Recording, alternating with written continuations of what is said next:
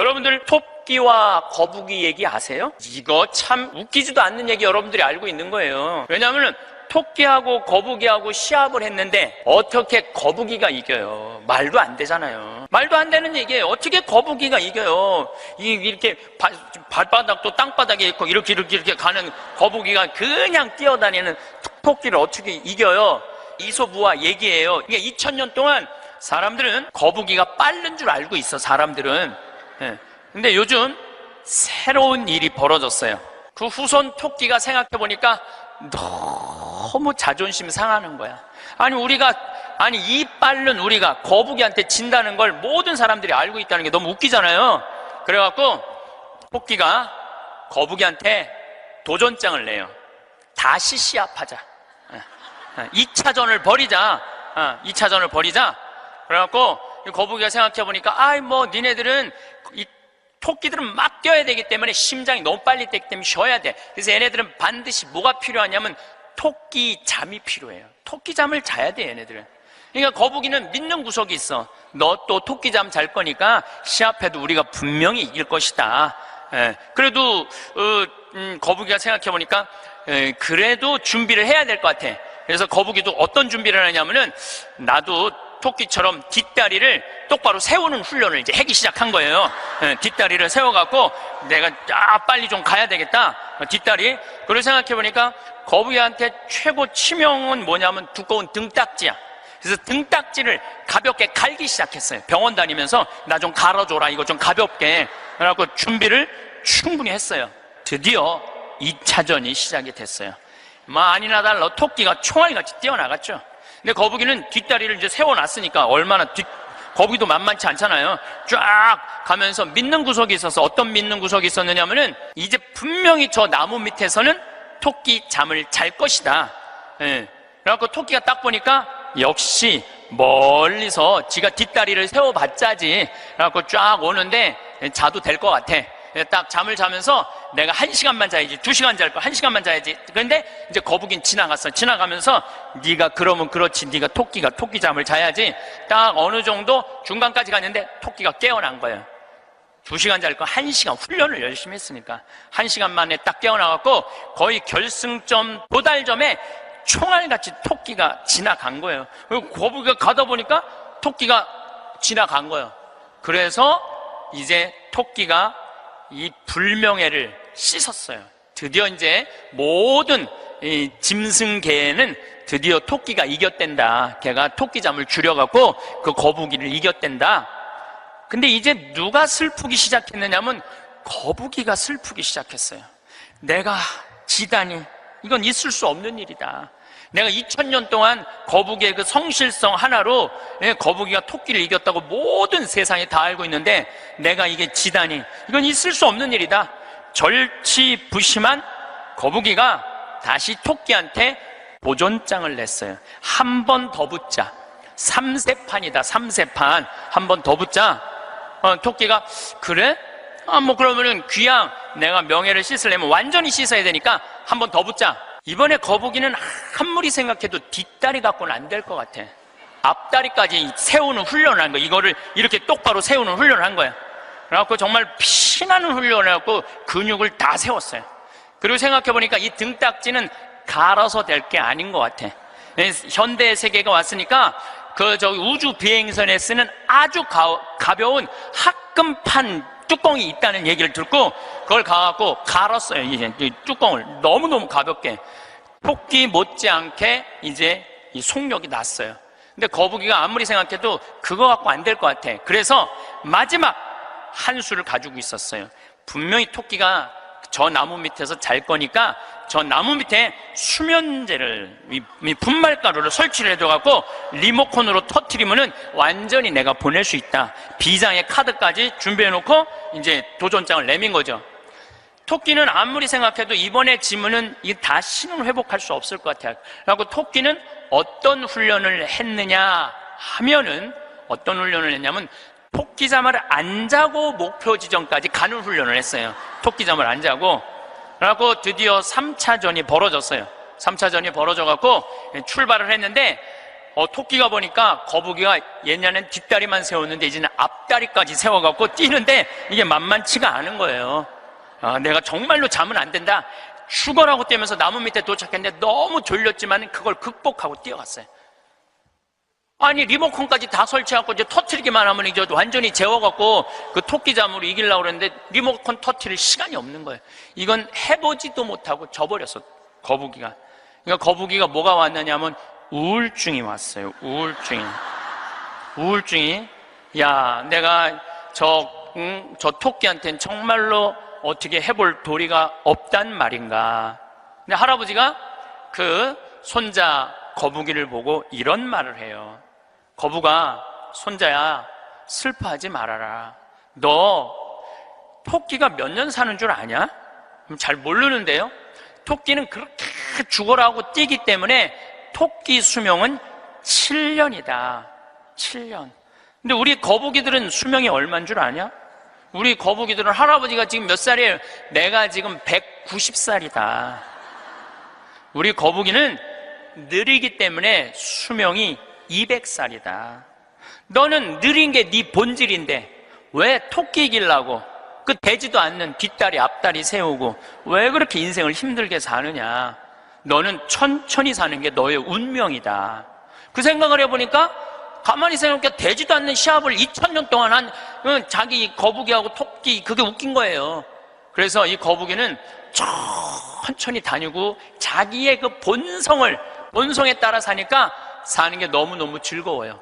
그러니까 느린 게 빠른 것보다 훨씬 좋구나. 빠르면 7년밖에 못 사는데 느리니까 200년을 사니까 아무리 토끼가 빠르면 왜 빨리 죽는데. 그런데 지금 대한민국은 우리 자녀들을 거북이로 안 키우고 뭘로 키우냐면 토끼로 키우고 있어요. 토끼로. 7년밖에 안 살릴 생각을 하고 토끼로 키우고 있어요. 우리나라 초등학교, 중고등학교 아이들은 엄마 아빠랑 먹고 마시고 놀 일이 없어요. 그러니까 커서도 엄마 아빠하고 추억이 하나도 없는 거예요. 행복했던 순간도 없고. 제가 미국 강의를 가보면은요, 얘네들이 하는 거는 정말로 먹고 마시고 노는 일이에요. 유럽, 북유럽 애들은 말할 것도 없고 학교 가서도 계속 놀아요.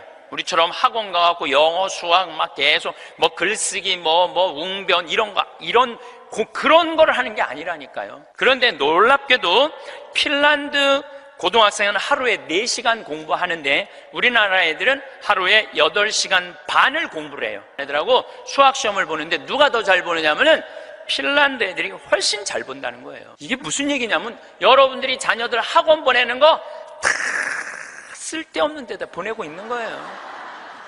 그 시간에 애들이 학원 가서 뭐 할 것 같아요? 휴대폰 갖고요, 게임하고 친구들하고 노는 거예요. 그 시간에 애들 학원 가 있다고 여러분들이 그걸 교육이라고 생각하는 이 대한민국이 불행한 거죠. 그 시간에 엄마 아빠랑 맛있는 음식 만들어 먹고 손잡고 소풍 다니고 눈 바라보고 같이 놀았다면은 걔네들은 건강하게 살았을 거예요. 근데 엄마 아빠하고 그랬던 적이 하나도 없어. 여러분들 사람이 커서요, 어렸을 때 가장 기억에 많이 남는 게 뭔지 아세요? 엄마가 맛있는 음식 해줬던 거. 이게 가장 기억에 많이 남는데요. 그리고 가장 행복했던 순간이 뭔지 아세요?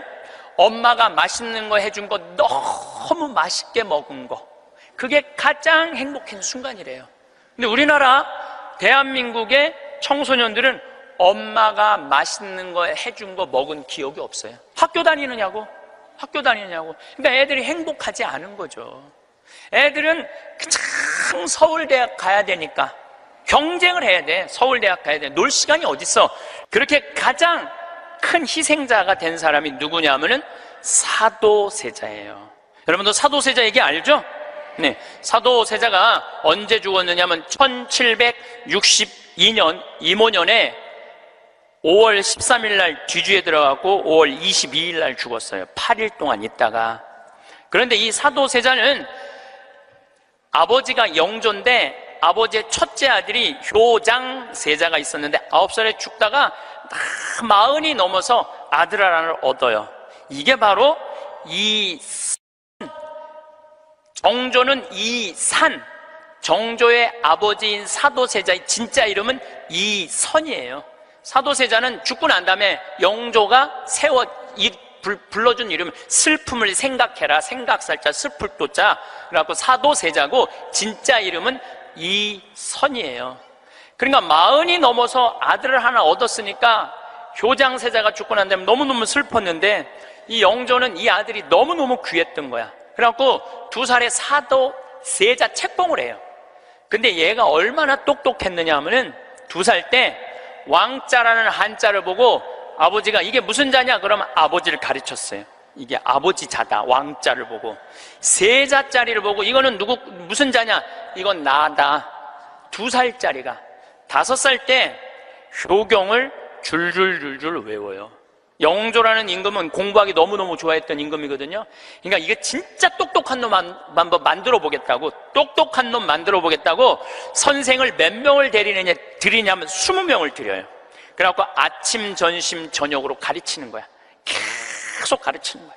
그리고 이제 시험을 아버지가 나와서 보는 거예요. 너 사서삼경에 이게 무슨 뜻이냐? 그러면 20명이 둘러있고 5살, 6살짜리가 까먹을 수도 있잖아요. 그러면 대답을 못하면은요, 영조가 눈을 부라리면서 이놈 그것도 모르느냐고. 근데 세자는 때릴 수가 없었어요. 누구를 때리냐면 세자를 업고 다니는 내시를 때리는 거예요. 대신 맞는 거예요. 그러니까 여러분들 어린아이가 생각을 해봐요. 내가 문제 하나 못 맞히면은 저 내시들이 두들겨 맞으니 얼마나 이 스트레스를 많이 받아요. 그런데 7살, 10살 때는 칼싸움 하는 거 좋아하잖아요. 저도 어렸을 때 맨날 산에 가고 나무 잘라갖고 맨날 칼싸움 해갖고 여기 맨날 여기 찢어지고 그랬던 기억나요. 이 선은 상공들하고 칼싸움을 해요. 그런데 딱 12살이 되면서 사도세자는 공부하기가 싫어요. 그래서 이때부터 책만 보면 머리가 지끈지끈 아픈 거예요. 그러니까 조기 교육의 최고의 희생자는 누구냐면은 사도세자예요. 그러니까 아버지는 공부를 가르치는데 아들은 공부하기가 싫은 거야. 그리고 얘가 키가 엄청나게 커요. 사도세자가 세자 그래갖고 나만큼 조그만 줄 아는데 키가 1m 막 80대고 청룡도를 휘두를 정도로 힘이 좋았다는 거. 관우가 청룡도를 휘두르고 그랬다는 거예요. 말도 잘 타고 화살도 잘 쏘고. 근데 아버지는 그게 너무너무 싫었던 거야. 그렇게 하는 게. 그래 아버지하고 점점 갈등을 일으키면서 광증에 시달려요. 미쳐갖고 나중에는 마지막에 자기가 데리고 있었던 시종들 나중에 무당하고도 살고 비구니 스님하고도 살고 도저히 아버지가 컨트롤할 수 없을 정도로 엄마도 해경궁 홍씨도 자기 남편을 컨트롤할 수 없어요. 그래서 결국은 죽일 수밖에 없었던 거예요. 이게 사도세자의 슬픔이에요. 이게 조기교육의 희생자예요. 조기교육의 희생자. 그런데 이 사도세자도 내가 보기엔 딱 7년 만에 돌은 거야. 토끼처럼 7년 만에 돌은 거예요. 근데 여러분들도 초등학교 1학년 때부터 애들 어떻게 해요? 영조가 20명 선생 된 거나 여러분들이 학원 애들 10개, 12개 보내는 거나 다를 바 하나도 없어요. 애들 미치게 만드는 거예요. 그러면은 언제까지가 애들이 엄마가 시키는 대로 따라하느냐면 중학교 1학년 때까지는 딱 시켜요. 해요. 근데 딱 그 7년이 지나고 나면 애들 눈빛이 쫙 꺾어지기 시작해요. 네. 중학교 2학년만 되면은 눈빛이 싹 돌아가기 시작해요. 돌아가기 시작하면 그때부터 애들은 미치는 거예요. 근데 여러분들 이게 웃을 일이 아니에요. 그 미치는 애들이요 한둘이 아니에요. 참 많아요. 그럼 이때부터는 엄마도 컨트롤이 안 되는 거예요. 아버지도 컨트롤이 안 되는 거예요. 그리고 얘는 행복했던 순간이 하나도 없었던 거야. 행복했던 순간이 없기 때문에 이때부터는 엄마한테 소리 지르고 물건 던지고 심지어는 엄마를 때리는 아이들도 참 많습니다. 이 엄마들은 어디 가서 얘기도 못해요. 얘기도 못해요. 중학교 2학년, 3학년 되는 애한테 맞는다. 자식이 무서워서 벌벌벌벌 떠는 부모들이 참 많습니다. 그럼 얘가 미치게 만드는 장본인이 누구예요? 엄마들이에요. 엄마들이 얘를 미치게 만드는 거예요. 미쳐갖고 이제 애가 이렇게 뛰고 저렇게 뛰면 나한테 데리고 와요. 그러면 얘네들 눈빛이 싹 돌아간 걸 내가 봐요. 그럼 상담을 해보잖아요. 그럼 걔네들이 나한테 하는 얘기가 자기는 초등학교 때 자기 자유시간이 하나도 없었다는 거예요. 자유시간 하나도 없이 엄마가 이 학원 가라면 저 학원 가고 저 학원 가고 저 학원 가고, 그래서 자기 미치겠다는 거예요. 막 속에서 불이 일어난다는 불. 이 사도세자가 뭐라 하냐면 자기 속에서는 울화증이 일어났다. 울화증이. 만약에 영조가 사도세자가 그렇게 무기신식이라는 무에서도 편해요. 사도세자가 그만큼 똑똑한 사람이었고, 만약에 영조가 이 아들을 정말로 청룡도도 마음대로 하게 하고 창, 활, 말 다 잘 탔거든요. 그렇게 키웠다면은 우리나라는 광개토왕 대왕만큼 훌륭한 군주, 강력한 군주를 18세기에 모실 수 있었을 거야. 사도세자가 죽고 난 다음에 정조가 임금이 됐잖아요. 권력 기반이 취약했어요. 그 다음에 정조가 1800년에 죽고 순조, 헌종, 철종, 고종 다 7살, 10살, 18살, 17살짜리들이 왕 되면서 조선은 끝난 거예요. 여러분들도 지금 가만히 생각해봐요. 지금 내가 하나, 둘 가지고 있는 애 공부 그렇게 시켜갖고 미쳤어. 그렇게 미쳤어? 그러면요, 그 집안은요, 나중으로도 희망이 없는 집안이에요. 그리고 참 고치기 힘든 병이 뭔지 아세요? 정신병이에요. 제가 수많은 사람들을 만나면서, 수많은 아이들을 만나면서 가장 고치기 힘든 병이 정신병이에요. 우울증이라든가 조울증이라든가 이렇게 걸린 사람들은 평생 병원에 들락날락하고 평생 약 먹다가 결국은 그렇게 죽는 거예요. 그렇게 미치게 만드는 부모들이 참 많다는 거예요. 미치게 만드는 거예요. 그놈의 1등 병 때문에. 여러분들 초등학교 때 막 뛰어노는 애 중에 미치는 애들은 없어요. 초등학교 때 막 엄마 아빠랑 같이 뛰어놀고 들로 산으로 뭐 친구들하고 어울리고 엄마 아빠하고 먹고 마시고 논 아이들 중에 미치는 애들은 없어요.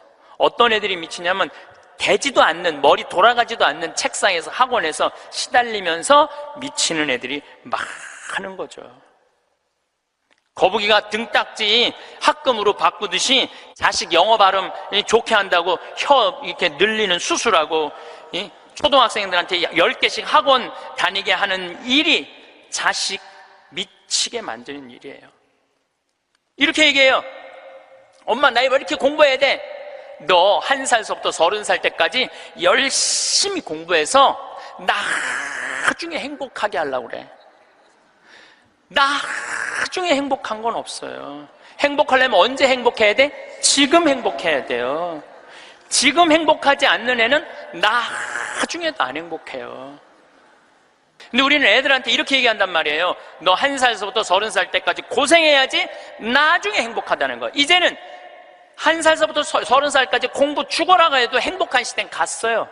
이제 교수 돼도요, 일자리 치열합니다. 지금 변호사들, 노는 변호사들 수두룩하게 많습니다. 이제는 머리로 사는 애들이 행복한 세상이 오는 게 아니라 몸으로 사는 애들이 행복한 세상이 다가오고 있어요. 나는 어제도 우리 직원이 저녁에 이제 대전에서 강의 끝나고 들어갔는데 고등학교 졸업하고 군대 갔다 와서 대학교 다니다 때려치고 우리 집에 왔어요. 내가 이렇게 물어봤어요. 이리 와봐라, 너. 오늘 이 강의 준비하면서 네가 지금 대학교 4년을 다녔으면은 얼마를 대학에다가 쏟아 넣을 것 같아? 1억 쏟아 넣는데. 1억 쏟아 넣지? 근데 너 이제 대학 안 다니니까 1억은 이제 모아놓은 거 아니야? 그럼 그 1억 너한테 안 쏟아 놓으면 엄마는 그 돈 갖고 뭐 할 것 같아? 엄마는 노후대책연금 붓겠죠? 그래, 엄마는 노후대책연금 붓고 넌 1억 저축하고 벌써 니네 집은 2억 벌은 집이다. 대학을 안 다니면 안 다닐수록 돈을 버는 거다. 근데 너 지금 내가 이번에도 월급을 한 1년 안 됐는데 340만 원 올려줬어요. 우리는 5년만 근무하면 무조건 300만 원씩 받을도록 내가 해주는 거예요. 그럼 너 지금 5년, 4년 근무하면 너 1억 모은다. 기숙사에서 먹고 자고 쓸 일도 없고, 거기는 해만 떨어지면 돈 쓸 데도 없어요. 너 그러면은 4년 동안 딴짓 안 하고 착실히 돈 벌으면 너 1억 버는 거야. 그럼 넌 30 전에 2억짜리 아파트 살 수 있는 거야. 우리나라 지금 대학 나온 45만 명 졸업하는데 제대로 된 직장에 취직하는 숫자가 몇 명이에요? 5만 명밖에 안 돼요. 40만 명은 2년, 3년 빈둥빈둥거리고, 심지어는 엄마 아버지가 애들 때문에 경비에 나가갖고 그거 해갖고 애들 생활비 대주고 뒷돈 대주고 그러고 있는 거예요. 그러니까 지금 여러분들 지금 대한민국에서 없애버려야 되는 건 내가 보기엔 대학이야. 대학이야. 대학만 없어지면 전부 일의 소중한 가치를 배우고 다 행복하게 살 수 있어. 아니, 대학 졸업하고 딱딱딱 취직하면은 내가 왜 대학을 귀하게 여기지 않아요? 대학 졸업하는 애 거의 반 이상은 빈둥빈둥 놀고 있는데, 한 3달 전에 아주 이쁘장한 여자아이가 절 찾아왔어요. 공부도 굉장히 잘하는 아이예요. 공무원 시험을 보는데 계속 3번인가 4번 떨어진 거예요. 너무너무 좌절감, 우울증에 시달려있는 아이예요. 예. 그래서 날 찾아왔어요. 그래서 내가 얘기했어요. 꼭 공무원을 해야 되냐? 꼭 좋은 회사를 가야 되냐? 그냥 내가 즐겁게 일하고 그냥 행복하게 살면 되지 왜 그 힘든 목표를 세워놓고 계속 좌절감을 느끼느냐? 넌 좀 오늘을 좀 행복하게 살아라. 근데 이 친구가 며칠 전에 저한테 메시지 했어요. 신부님, 저 취직했어요. 너무너무 행복해요. 눈높이를 조금만 낮추면 우리는 지금 행복할 수 있는데 항상 나중에 행복하려고 눈높이를 너무 높여갖고 그것도 못하고 이것도 못하고 저것도 못하는 거예요. 그러니까 우리나라 애들 1살서부터 30살까지 안 행복해. 그럼 30살서부터 60살은 행복해요? 30살서부터 60살? 안 행복해. 왜 안 행복하냐면 이 30살서부터 60살들은 자기 인생이 없어. 왜냐면 1살서부터 30살 된 자식들 뒷바라지 않으냐고 자기 인생이 없는 거야. 그러니까 자기를 위해서 학원을 다녀봤던 적이 없어. 30살서부터 60살들은 기타 학원을 다닌다든지 피아노 학원을 다닌다든지 꽃꽂이 학원을 다닌다든지 나처럼 필라테스 학원을 다닌다든지 자기를 위해서 이런 학원을 다녀본 적이 없어. 자기 인생이 없어. 오로지 자식 뒷바라지 않으냐고. 그래서 헬리콥터 맘이라고 그러잖아요. 자식 뒤 뺑글뺑글 따라다니는 거야. 초등학교 유치원 따라다녀, 초등학교 따라다녀, 중고등학교 따라다녀, 심지어는 대학까지 따라다닌다는 거예요. 그래갖고 커리큘럼 수업 과정 짜주군 엄마들 많아. 그리고 학점이 조금 나오면 교수한테 가서 따진다는 거. 우리 애 학점이 왜 요것밖에 안 주느냐고. 나중에 취직하려면 학점이 높아야 되는데. 군대도 뺑글뺑글한데요. 요즘 카카오톡이 돼갖고 엄마들이 애들 군대 생활을 볼 수 있대요. 그럼 애가 좀만 얼굴이 이상하면은 그 상사한테 그런대요. 왜 우리 애 얼굴이 이러느냐, 뭐가 문제가 있느냐. 그러니까 그 군대 가서도 엄마가 애를 책임져 주는 거야. 그래서 요새 군대 상사님들이요, 사병 돌보는 일보다 사병 엄마 돌보는 일이 더 바쁘대요. 심지어는 회사까지 따라다니는 거야. 애가 회사에 취직을 했는데 대리 진급을 못하면 부장한테 가서 따진다는 거. 우리 애가 뭐가 모자라서 대리 진급을 못하느냐고.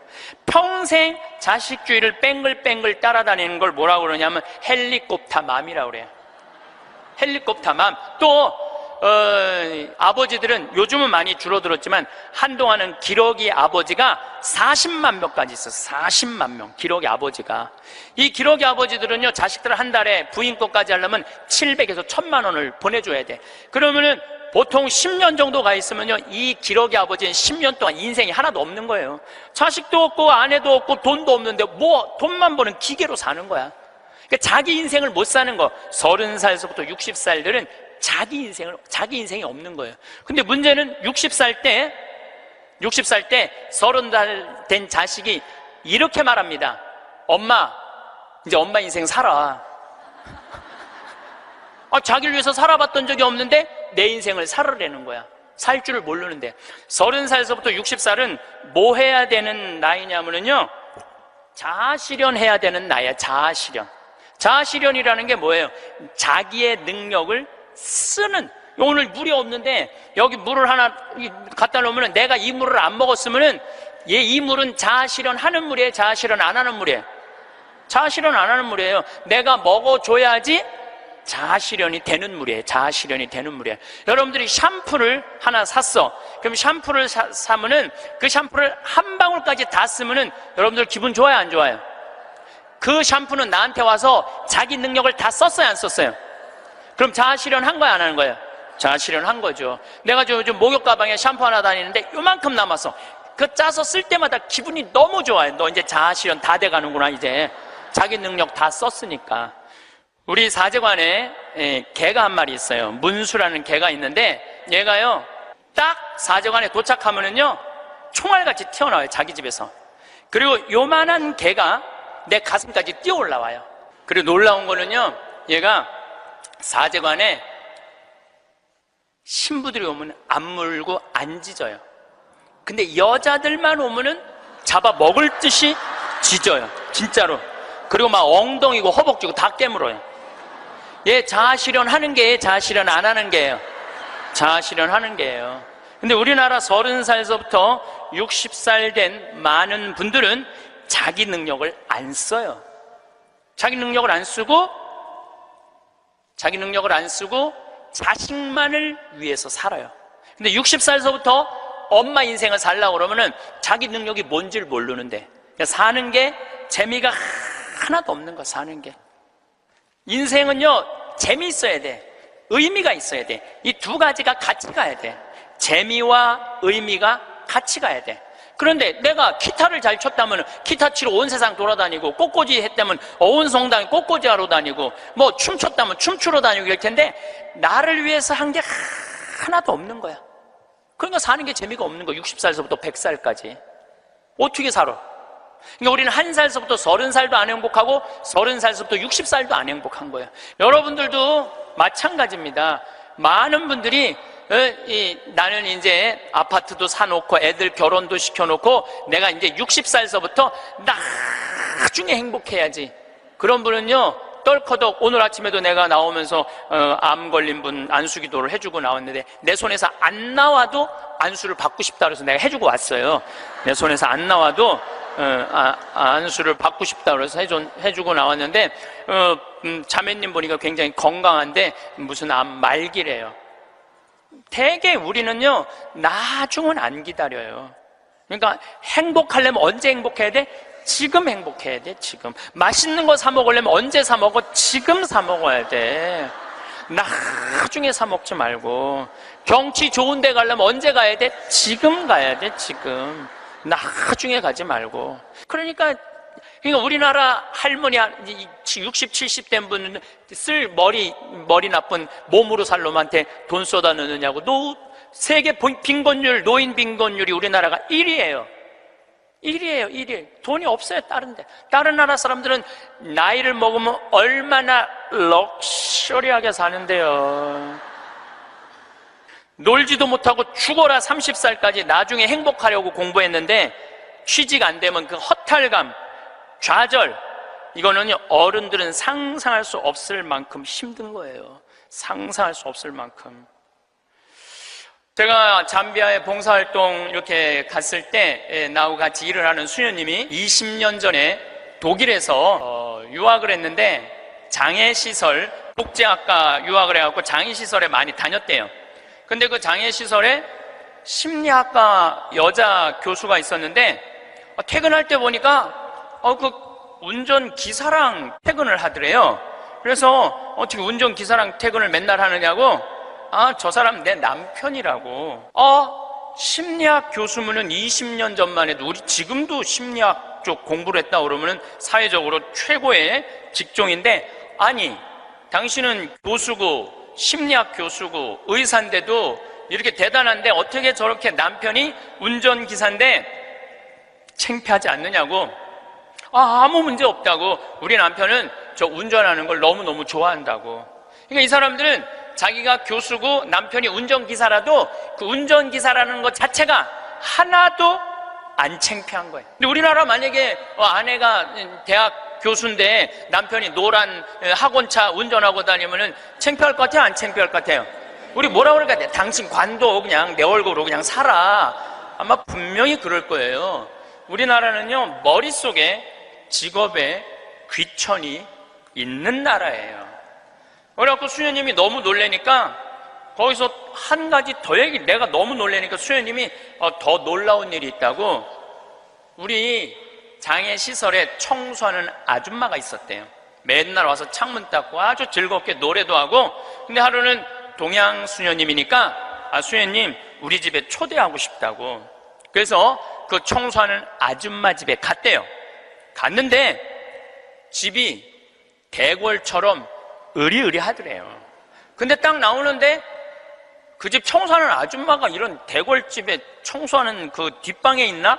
갔는데 그 청소하는 아줌마가 알아볼 수 없을 만큼 귀부인의 옷을 입고 딱 나오더래요.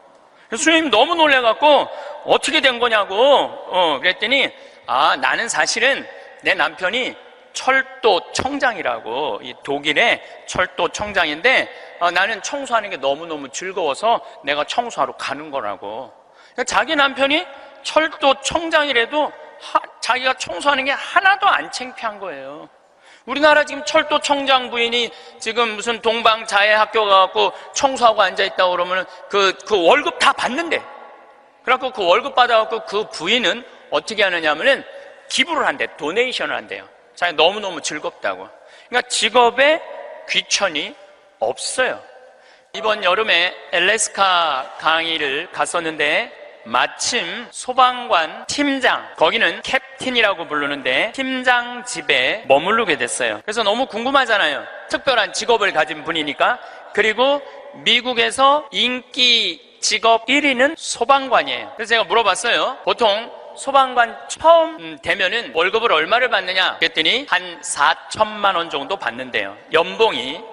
그리고 1년 반 훈련이 끝나갖고 정식 소방관이 되면은 6,500만 원 정도를 받는데요. 근데 우리나라 소방관은 정식적으로 소방관 합격을 해갖고 임명을 받으면은 첫 월급이 얼마냐면은 140만 원이에요. 사람의 생명을 이렇게 건지는 소방관들이 연봉이 이런 거 저런 거 다 따져서 한 2,500, 많을 때는 3천만 원밖에 되지 않습니다.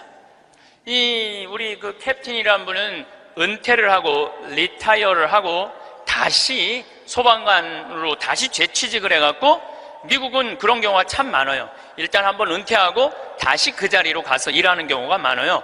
그래서 그러면은 당신은 연봉이 얼마가 되냐 그러니까 저는 좀 많죠 그러더라고요. 그래서 얼마가 되느냐 그랬더니 한 1억 5천만 원 정도 됩니다 그러더라고요. 그러니까 미국에 가보면은요, 소방관 월급이 팀장, 캡틴 정도 되면은 1억 5천만 원 정도 돼요.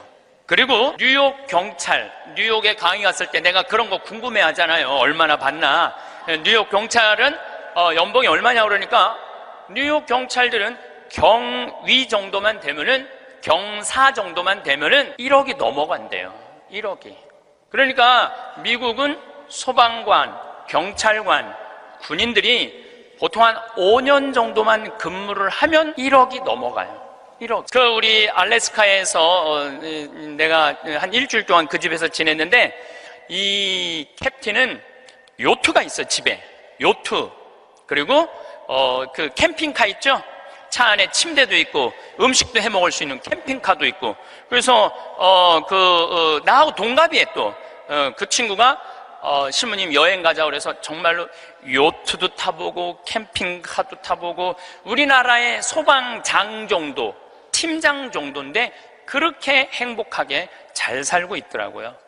근데 우리나라 사람들 머릿속에는 행복의 등식이 뭐냐면은 1등, 서울대, 판검사, 행정고시 봐갖고 사무관, 국회의원, 이게 행복의 공식이야. 그래서 막 청소를 한다든가 소방관을 한다든가 경찰관을 한다든가 그런 거 들떨어진 애들이 하는 거라고 생각을 하고 있는 거야. 그리고 실질적으로 월급도 어떻게?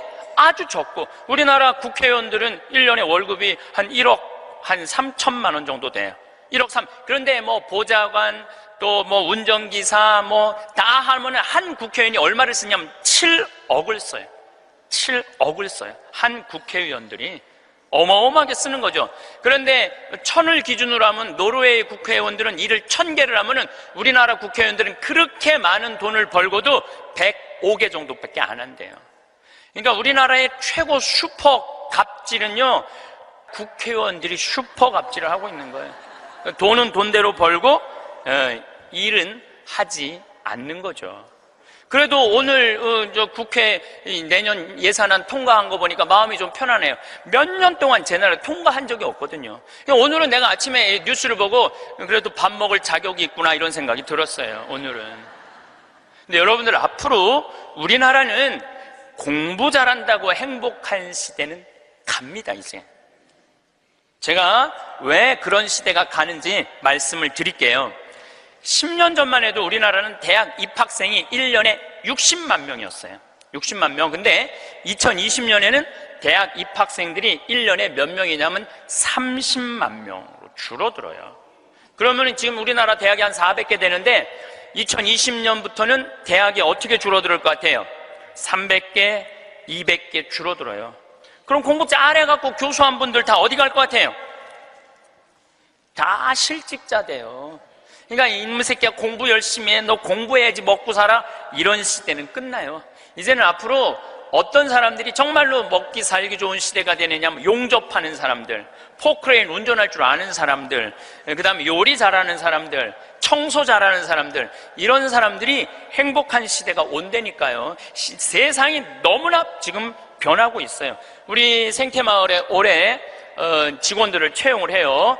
이것도 귀가 번쩍 분들이 이런 분들이 있으니까 야 나도 한번 거기 가볼까? 근데 이번에 자격은 뭐냐면 고등학교 졸업 예정자들만 뽑아요. 나는 대학 졸업 예정자들도 안 뽑아요. 대학원 졸업 예정자들도 안 뽑아요.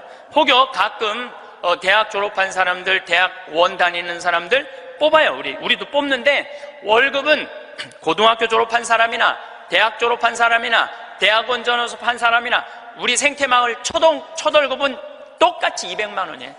고등학교 졸업해도 직원으로 되면 무조건 200만 원이에요. 아니 생각을 해봐요. 아니 매주 띄우는데 뭐하러 대학원 자격증이 필요해? 아니 배추 심는데 뭐하러 대학 졸업한 사람이 필요해요?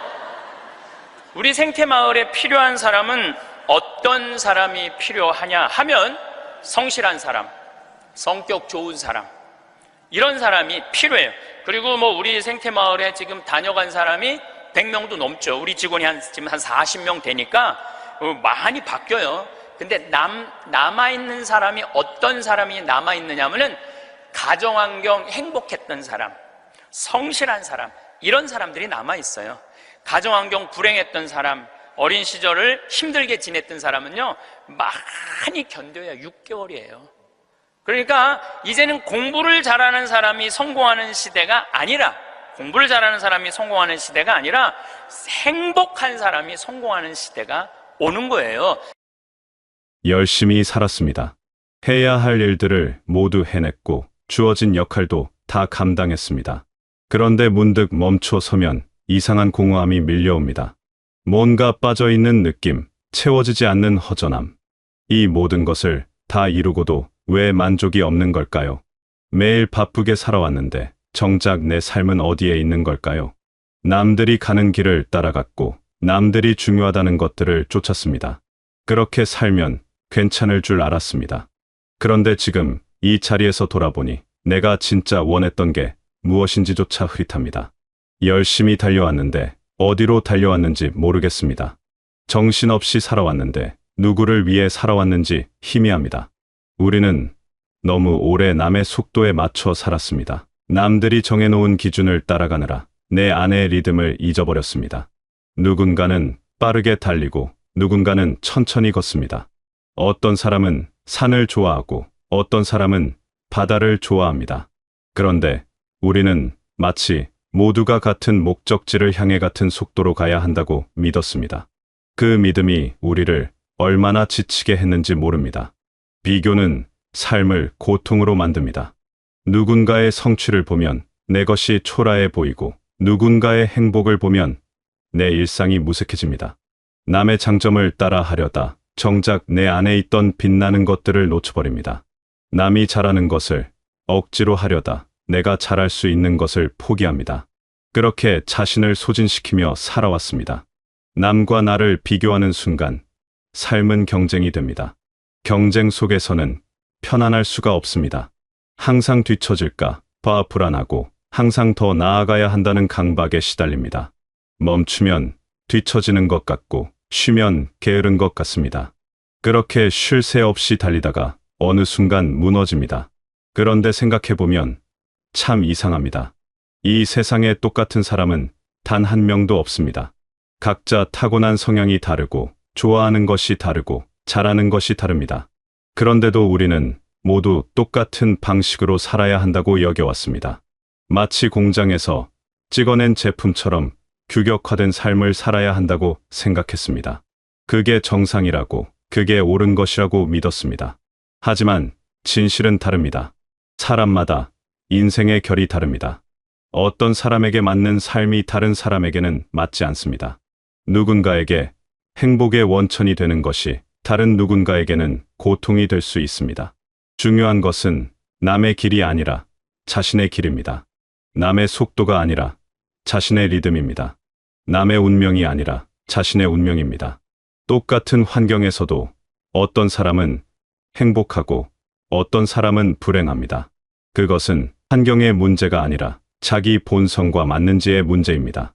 내 성향에 맞지 않는 환경에서는 아무리 좋은 조건이라도 힘듭니다. 반대로 내 성향에 맞는 환경이라면 조건이 부족해도 견딜 만합니다. 본성대로 산다는 것은 게으름을 의미하지 않습니다. 오히려 그 반대입니다. 자신에게 맞는 방식으로 살 때 우리는 가장 큰 에너지를 발휘합니다. 억지로 하는 일은 힘들지만 하고 싶은 일은 힘이 납니다. 남의 기준에 맞추려는 삶은 소진되지만 자신의 본성을 따르는 삶은 채워집니다. 억지로 무언가를 할 때는 온몸이 저항합니다. 아침에 일어나기 싫고 하루가 무겁고 시간이 더디게 갑니다. 하지만 자기 본성에 맞는 일을 할 때는 다릅니다. 시간이 어떻게 가는지 모르고 피곤한 줄 모르고 자연스럽게 몰입합니다. 이것이 본성의 힘입니다. 그렇다면 어떻게 사는 것이 자신의 본성을 따르는 삶일까요? 가장 중요한 것은 자기 안의 능력을 다 쓰며 사는 것입니다. 내가 가진 것을 숨기지 않고 억누르지 않고 온전히 발휘하며 사는 것입니다. 남들 눈에 크든 작든 화려하든 소박하든 그것이 진짜 나로부터 나오는 것이라면 그것으로 충분합니다. 많은 사람들이 성공의 기준을 밖에서 찾습니다. 남들이 인정하는 자리, 남들이 부러워하는 것들. 그런데 진짜 삶의 질은 다른 곳에 있습니다. 내가 가진 능력을 남김없이 쓰고 있는가? 내 안의 가능성이 제대로 발현되고 있는가? 그것이 진짜 중요한 질문입니다. 어떤 일을 하든 그 일이 나를 죽이지 않고 살리는가를 봐야 합니다. 내 안에 무언가가 자라나고 있는가? 아니면 시들고 있는가? 아침에 일어날 때 무거운가? 가벼운가? 하루를 마치고 나면 뿌듯한가? 공허한가? 이런 내면의 신호들이 우리에게 진실을 말해줍니다. 남들이 보기에 훌륭한 삶을 살면서도 내면은 황폐해질 수 있습니다. 반대로 남들 눈에는 평범해 보이는 삶을 살면서도 내면은 풍요로울 수 있습니다. 중요한 것은 겉이 아니라 속입니다. 내 안이 살아있는가? 내 안의 생명력이 흐르고 있는가입니다. 자기 능력을 다 쓰며 산다는 것은 무리하게 산다는 뜻이 아닙니다. 오히려 자연스럽게 산다는 뜻입니다. 물이 높은 곳에서 낮은 곳으로 흐르듯 자기 본성을 따르는 삶은 억지가 없습니다. 자연스럽게 흘러가는데도 힘이 있습니다. 편안한데도 의미가 있습니다. 진짜 능력은 억지로 쥐어짜는 것이 아닙니다. 자연스럽게 흘러나오는 것입니다. 내가 좋아하는 것을 할 때, 내가 잘하는 것을 할 때 능력은 저절로 발휘됩니다. 그럴 때 우리는 최선을 다하면서도 지치지 않습니다. 노력하면서도 즐겁습니다. 그런데 많은 사람들이 이 길로 가지 못합니다. 자신의 본성을 알면서도 이렇게 살면 안 된다는 것을 알면서도 바꾸지 못합니다. 왜일까요? 거기에는 하나의 큰 착각이 자리하고 있습니다. 바로 나중에라는 착각입니다. 조금만 더 참으면 됩니다. 조금만 더 견디면 됩니다. 여유가 생기면 그때 하고 싶은 것을 하면 됩니다. 상황이 나아지면 그때 편하게 살면 됩니다. 우리는 이렇게 스스로를 다독입니다. 지금은 아니지만 나중에는 가능할 거라고 믿습니다. 하지만 그 나중은 좀처럼 오지 않습니다. 오히려 시간은 계속 흐르고 미룰 이유는 계속 생깁니다. 지금 이 일만 끝내면 된다고 생각했는데 그 일이 끝나면 또 다른 일이 생깁니다. 이번만 참으면 된다고 생각했는데 참아야 할 일은 계속 이어집니다.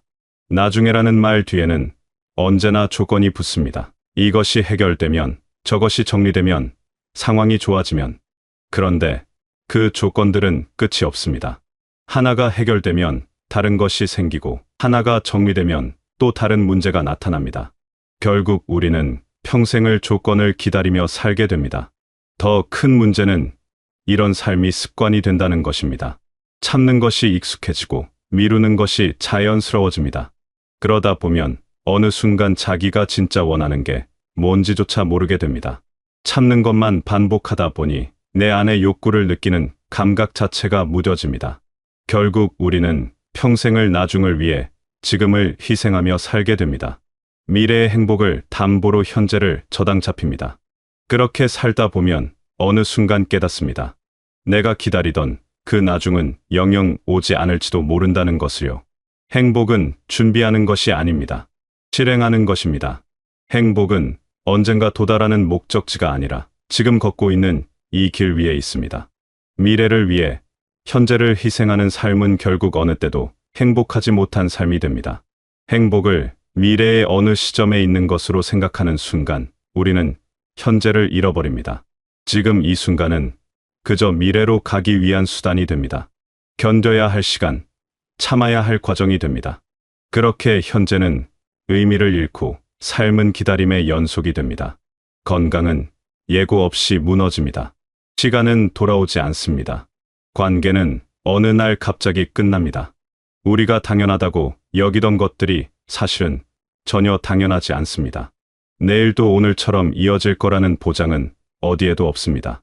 몸이 아프고 나서야 건강의 소중함을 깨닫습니다. 사람을 잃고 나서야 그 사람의 의미를 알게 됩니다. 시간이 지나고 나서야 그때의 순간들이 얼마나 소중했는지 느낍니다. 그런데 그때는 이미 늦습니다. 다시 돌아갈 수 없습니다. 그렇다면 우리에게 남은 것은 지금뿐입니다. 지금 이 순간을 어떻게 살 것인가? 지금 이 하루를 어떻게 채울 것인가? 거창한 결심이 필요한 게 아닙니다. 큰 변화를 만들어야 하는 것도 아닙니다. 작은 것부터 시작하면 됩니다. 맛있는 것을 먹는 것, 가고 싶은 곳에 가는 것, 만나고 싶은 사람을 만나는 것, 하고 싶은 말을 하는 것, 쉬고 싶을 때 쉬는 것. 이런 작은 선택들이 쌓여서 삶이 됩니다. 거창한 행복이 아니라 이런 작은 순간들이 진짜 행복입니다. 많은 사람들이 행복을 너무 크게 생각합니다. 뭔가 특별한 일이 일어나야 행복할 수 있다고 믿습니다. 큰 성취가 있어야, 큰 변화가 있어야 행복할 수 있다고 생각합니다. 그런데 진짜 행복은 그렇게 멀리 있지 않습니다. 지금 이 순간 작은 것들 속에 있습니다. 아침, 햇살이 따뜻한 것, 좋아하는 음식이 맛있는 것, 편안하게 누울 수 있는 자리가 있는 것, 마음 편한 사람과 이야기할 수 있는 것. 이런 것들이 사실은 엄청난 행복입니다. 단지 우리가 너무 당연하게 여겨서 모를 뿐입니다. 지금을 산다는 것은 미래를 포기하라는 말이 아닙니다. 내일을 준비하지 말라는 뜻도 아닙니다. 다만 미래를 위해 현재를 완전히 희생하지는 말자는 것입니다. 오늘을 살 줄 아는 사람이 내일도 잘 삽니다. 현재를 소중히 여기는 사람이 미래도 지혜롭게 준비합니다. 지금을 사는 사람은 삶의 균형을 압니다. 미래를 위해 준비도 하지만 현재도 놓치지 않습니다. 내일을 위해 노력도 하지만 오늘도 즐깁니다. 계획도 세우지만 지금 이 순간도 누립니다. 이것이 진짜 지혜로운 삶입니다. 본성대로 사는 것과 지금 행복한 것, 이 둘은 사실 하나입니다. 내 본성을 따라 살면 지금이 편안해집니다. 지금을 소중히 여기면 자연스럽게 자기답게 살게 됩니다.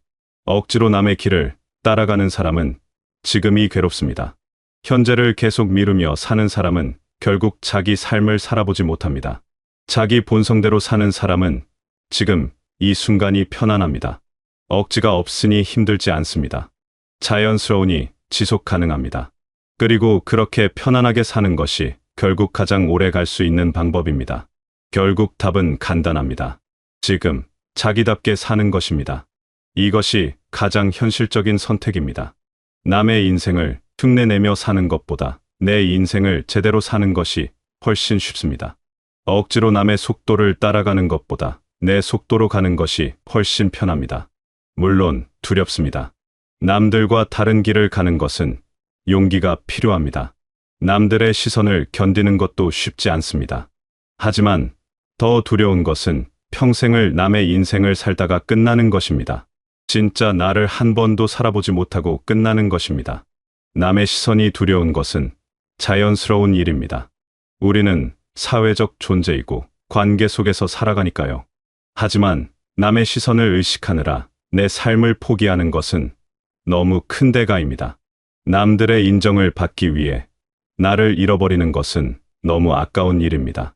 늦었다고 생각하지 마세요. 지금이 가장 이른 시점일지도 모릅니다. 어제보다는 늦었지만 내일보다는 이릅니다. 시작하기에 너무 늦은 때란 없습니다. 중요한 것은 언제 시작하느냐가 아니라 시작하느냐 마느냐입니다.